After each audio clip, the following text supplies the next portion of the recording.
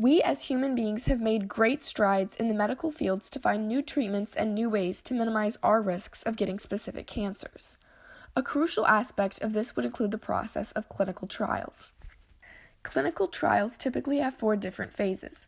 The first phase includes finding a safe dosage level for the patient and seeing how it affects the human body. The second phase tests the dosage and sees if it has an effect on a specific type of cancer. The third phase compares the new treatment to the old treatment to see if the new treatment is a better alternative than the old one. The last and fourth phase examines the long-term safety of the specific drug. So let's apply this. Living in Indiana, we're all used to red and processed meat as an essential part of our diets. However, is it true that it may cause cancer? We looked at the clinical trials done by 2 lovely scientists, Larson and Wolk.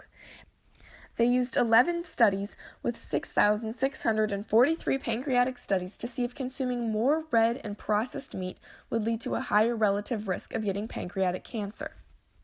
The relative risk is the ratio of the probability of an event occurring, specifically pancreatic cancer, in an exposed group to the probability of it occurring in a non-exposed group. If the ratio is greater than 1, then it is suggested that there is more of an increased risk of the event occurring in the exposed group.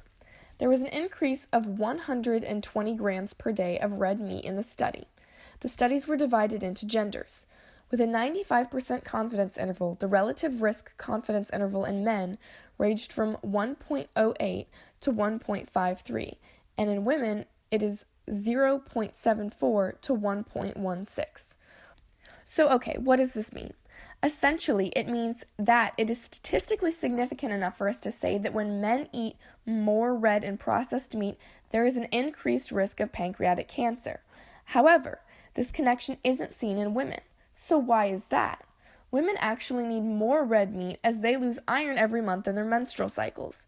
As men don't have this monthly system to remove iron, the excess iron gets stored in the pancreas, which puts the body at a higher risk of getting cancer. Thanks, statistics, for showing us this connection and reminding us that while meat might be juicy and nice some days, it's important to ration it out to minimize increasing our relative risk for cancer.